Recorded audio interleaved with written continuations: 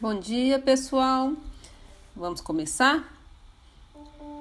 Poucos anos atrás, uma onda de deficiência de vitamina A atingiu muitas partes do mundo. A deficiência era tão grave que resultou na morte de muitas pessoas em pouco tempo. O que poderia ter sido feito para solucionar este problema? Os cientistas logo perceberam que o nutriente que faltava na maioria dessas áreas atingidas era a vitamina A. Eles se esforçaram para modificar o arroz de tal maneira que produziu o composto necessário no corpo quando consumido. Com isso surgiu o conceito de arroz dourado.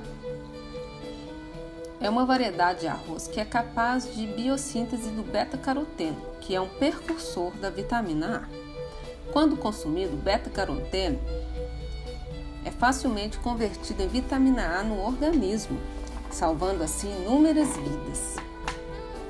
Isso não parece ficção científica? Definitivamente, mas isso realmente aconteceu. Deixe-me tornar mais interessante. Imagine que existe uma única planta que produza tomates na parte aérea e batatas na raiz. Você acha que isso é possível? Claro que é! Essa variedade é chamada pomato, uma planta que tem duas partes comestíveis no mesmo corpo. E agora, por último, imagine que você está em um quarto escuro e de repente você encontra um rato fluorescente brilhando correndo por aí. Você acha que esse tipo de rato brilhante existe? Sim, ele existe. O conceito de camundongo fluorescente não é mais ficção, porque existem camundongos transgênicos que brilham com fluorescência. Por que estamos vendo esses exemplos? Sabemos que os computadores funcionam com códigos e o nosso corpo também funciona com códigos. Assim como existem códigos específicos no computador, também temos códigos específicos para o organismo, para o design do nosso corpo. E qualquer alteração desse código pode nos dar resultados milagrosos, como o arroz dourado, a planta pomato e os ratos brilhantes. O estudo desses conceitos maravilhosos não passa de genética. Já nos deparamos com esse termo várias vezes. A genética encontra aplicações não apenas nas modernas pesquisas, mas até responde a várias perguntas que surgem em nossas mentes. Muitos de nós acham que a genética é apenas sobre os caracteres passados de pais para filhos, mas não é tão simples assim. E mesmo se soubermos ou assumirmos essas coisas, é importante fazer a pergunta por quê? Por exemplo, você já se perguntou por que uma macieira só dá origem a outra macieira? Por que não conseguimos uma bananeira ou uma mangueira? Por que um gato só dá à luz a gatinhos? Por que os humanos dão à luz apenas a humanos? Você poderia dizer que a resposta é a natureza. Ok.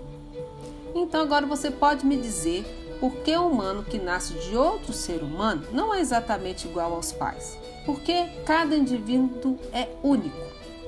O que torna a criança surpreendentemente diferente dos seus dois pais? Bem, existem inúmeras perguntas que surgem em nossas mentes.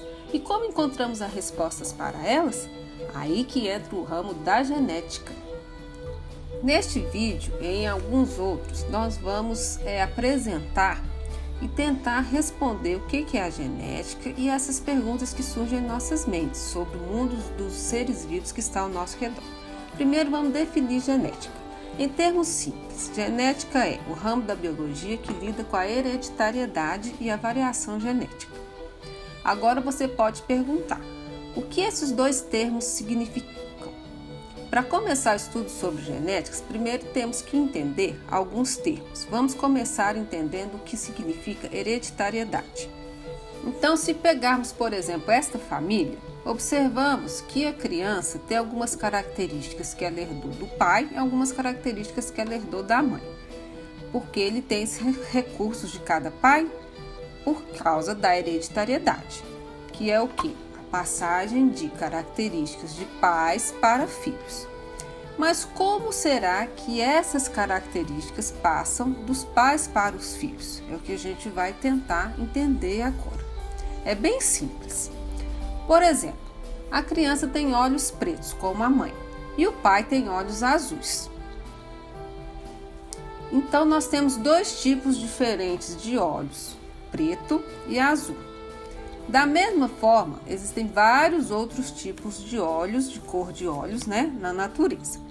Mas nós vamos observar essa característica então, que é a cor dos óleos, na espécie humana. Então, nós vamos observar duas variações, a cor dos óleos, preta ou azul. Outro exemplo que a gente pode dar é a altura. Então, a gente tem a altura, que seria o caractere mais alto, o caractere mais baixo, E essas características, então, que passam de uma geração para a outra, é o que chamamos de hereditariedade. A hereditariedade, a característica que passa, nós chamamos, então, de herança. Se o garoto herdou as características dos seus pais, por que ele não é uma cópia exata do seu pai ou da sua mãe? Porque ele é um pouco diferente dos dois. A resposta está num termo que a gente chama de variação. Esse termo não é autoexplicativo? Como o próprio nome diz, significa diferenças. As variações são as diferenças que fazem o organismo ser diferente dos seus pais. Como no caso, o garoto herdou algumas características da mãe e algumas características do pai, mas ele é diferente dos dois. Ou seja, existem muitas variações nele. Esses conceitos básicos de genética são conhecidos por nós agora. Mas você já se perguntou quem iniciou as bases desse assunto tão interessante para nós decifrarmos o código da vida? Vamos dar uma olhada então na história da genética, agora na parte 2. Essa imagem da evolução, ela não é nova para nós. Mas você já se perguntou como é que as espécies se evoluíram? Com alguns fatores sendo transportados e outros fatores sendo eliminados. Isso se chama estudo evolutivo da genética. Muitos cientistas estão trabalhando em genética há muito tempo, mas tinha uma figura lendária que era capaz de responder por que uma ervilha verde deu origem a outra ervilha verde.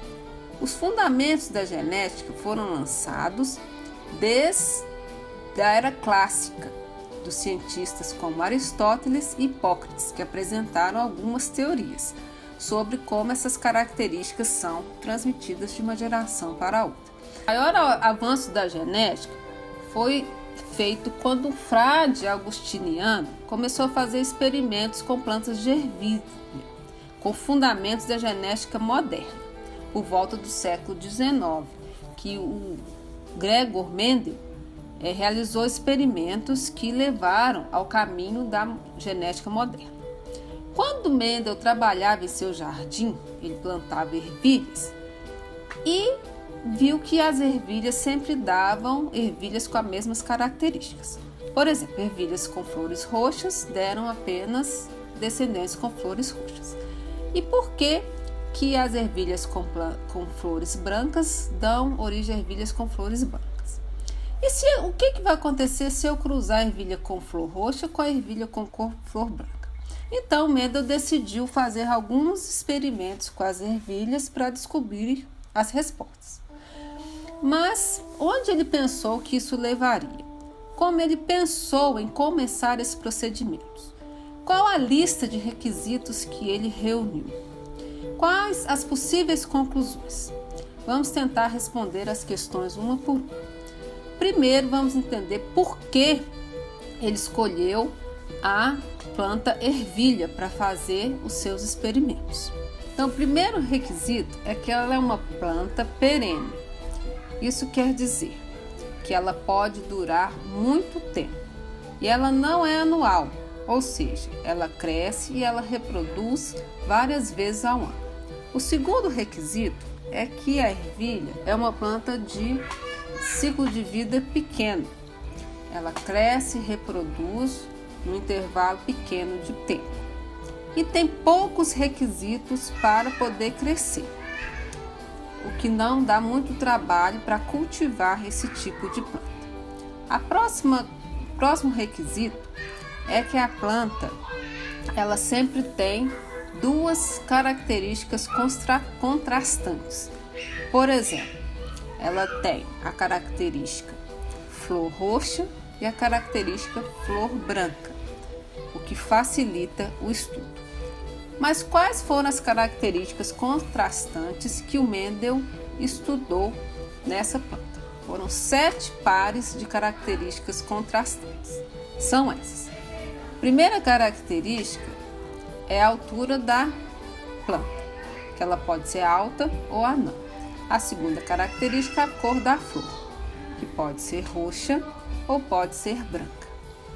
A terceira característica é a posição da flor, que pode ser axial, ou seja, cresce nos ramos laterais, ou terminal, que cresce no topo.